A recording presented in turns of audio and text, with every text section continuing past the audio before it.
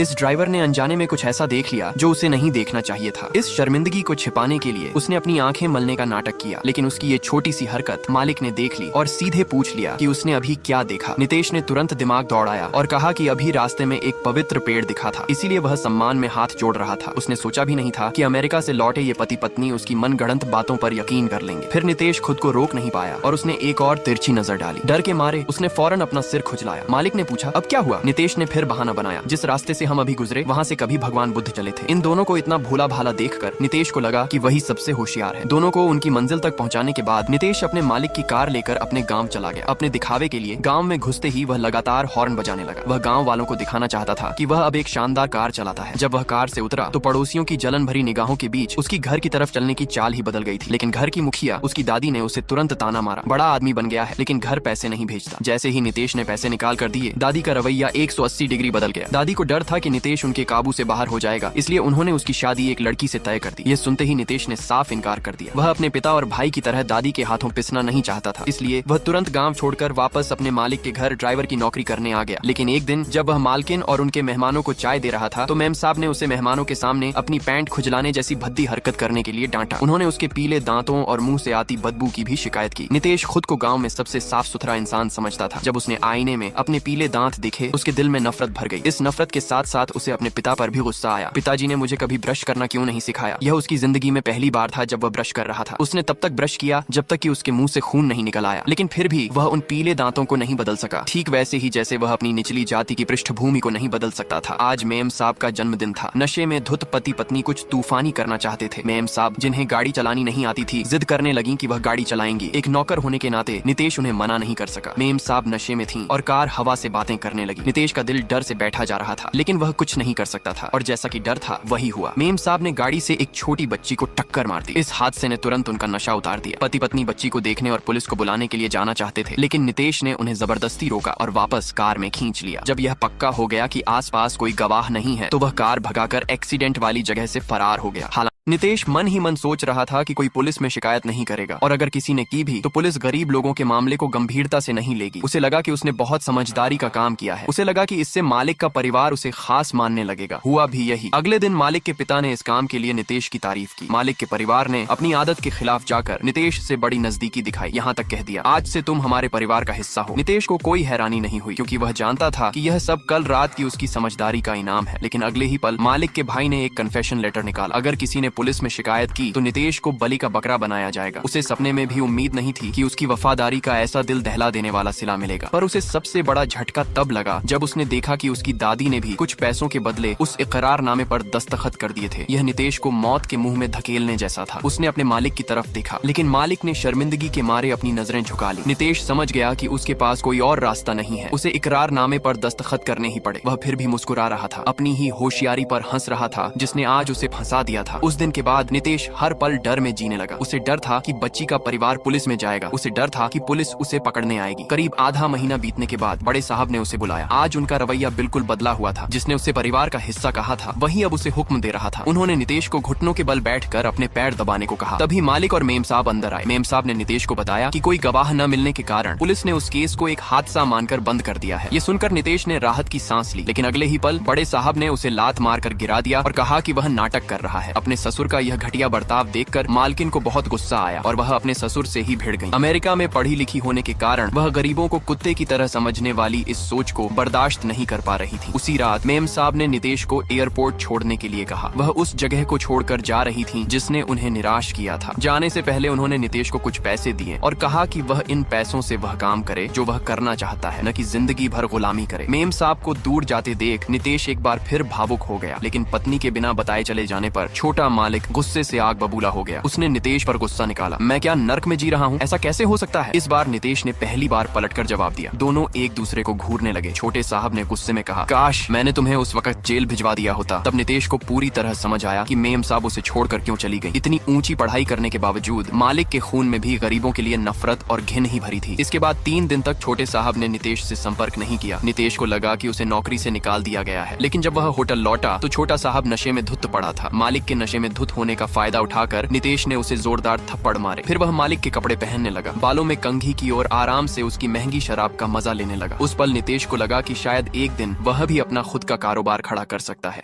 आने वाले दिनों में दोनों के रिश्ते फिर से सुधर गए। नितेश मालिक को घुमाने फिराने ले गया। दोनों ने साथ में मन्नतें मांगी, लेकिन मालिक को अपनी पत्नी के वापस आने की खबर नहीं मिली, बल्कि उसे तलाक के कागज मिल गए। उसे दिल टूटा हुआ देखकर नितेश ने खास तौर पर उसके लिए दोपहर का खाना बनाया, लेकिन मालिक ने उस पर चिल्लाते हुए कहा, दफा हो जाओ। उस पल नितेश का दिल टूट गया। वह कितना बेवकूफ था कि उसे लगा एक अमीर ज्यादा उससे सच्चाई से पेश आएगा। उस दिन से उसने अपने बारे में सोचना शुरू कर दिया। वह दूसरे ड्राइवरों की तरह गाड़ी की मरम्मत का बिल 2-3 गुना ज्यादा बताने लगा। वह कार से तेल निकाल कर उसे बाहर बेचने लगा। रात में वह टैक्सी की तरह सवारियां भी ढोने लगा। धीरे धीरे उसकी ऊपरी कमाई बढ़ने लगी, लेकिन यह सब ज्यादा दिन नहीं चला। एक दिन मालिक का बड़ा भाई छोटे साहब से मिलने आया। दोनों की बातें सुनकर नितेश को पता चला कि बड़ा भाई उसे नौकरी से निकालने की बात कर रहा था। नितेश को खतरा महसूस हुआ। उसने फैसला किया कि निकाले जाने से पहले वह अपने लिए एक आखिरी बड़ा काम करेगा। जल्द ही चुनाव के नतीजे आ गए। मालिक का परिवार गलत पार्टी पर दांव लगा बैठा था। उन्हें 40 लाख रुपए देने थे। पैसे सोमवार की रात को दिए जाने थे। नितेश ने यह समय चुपके से याद कर लिया। उसी समय गांव से उसका भतीजा उससे मिलने आया। वह एक चिट्ठी लाया था जिसमें दादी शिकायत कर रही थी कि नितेश ने 7 महीने से घर पैसे नहीं भेजे हैं, इसलिए साल के अंत तक उसकी शादी पक्की कर दी जाएगी। अगर वह नहीं माना तो घर के सब लोग उसे ढूंढने आ जाएंगे। नितेश गुस्से से पागल हो गया। वह कब से इस खून चूसने वाले परिवार से पीछा छुड़ाना चाहता था। भतीजे को चिड़ियाघर घुमाने के बाद नितेश ने वहाँ एक व्हाइट टाइगर को देखा और ठान लिया कि उसे भी वही सफेद बाघ बनना है जो सदियों में एक बार पैदा होता है। रात में नितेश ने एक शराब की बोतल तोड़ी और उसका नुकीला हिस्सा ड्राइवर सीट के नीचे छिपा लिया। छोटे साहब को लेकर जब वह एक सुनसान जगह पहुंचा तो उसने अचानक गाड़ी रोक दी और कहा कि टायर खराब हो गया है। तुरंत कार लेकर वहाँ से भागा। अपने भतीजे को साथ लिया और पैसों से भरा बैग लेकर दूसरे शहर बैंगलोर भाग गया। उसने शहर में एक कमरा किराए पर लिया और लगभग 6 महीने तक बाहर निकलने की हिम्मत नहीं की। जब वह पहली बार बाहर निकला तो उसने सबसे पहले अपना हेयर स्टाइल बदला। इस चमक दमक वाले शहर को देखते हुए उसे एहसास हुआ कि यह अपना बिजनेस शुरू करने के लिए बेहतरीन जगह है। अमीर लोगों का नौकर रहते हुए भले ही उसने कुछ अच्छा न सीखा हो, लेकिन उसने पिछले दरवाजे से काम निकलवाना सीख लिया था। अपने छोटे साहब की नकल करते हुए वह पैसों से भरा बैग लेकर सीधे पुलिस स्टेशन गया। पैसे से बढ़कर और क्या बात हो सकती है। पुलिस कमिश्नर ने पैसे ले लिए और तुरंत शहर के सभी गैर कानूनी टैक्सी ड्राइवरों को गिरफ्तार करवा दिया। नितेश ने बाकी पैसों से व्हाइट टाइगर नाम की एक टैक्सी कंपनी शुरू की। कमिश्नर के साथ सेटिंग होने और ड्राइवरों की नब्ज पहचानने की वजह से उसने बहुत जल्द पूरे शहर के टैक्सी बिजनेस पर कब्जा कर लिया। लेकिन वह अपने पुराने मालिकों जैसा नहीं था। वह कोई भेदभाव नहीं करता था और अपने कर्मचारियों के साथ बहुत अच्छा व्यवहार करता था। जल्द ही उसका नाम हो गया और वह शहर का एक जाना माना बिजनेसमैन बन गया। एक दिन उसने अखबार में खबर पढ़ी कि उसके गांव में उसका पूरा परिवार मारा गया है। उसने अंदाजा लगा लिया कि यह उसके पुराने मालिकों का बदला है। लेकिन अब एक सफल बिजनेसमैन बन चुके नितेश के लिए वह परिवार जो सिर्फ उसका खून चूसता था अब कोई मायने नहीं रखता था।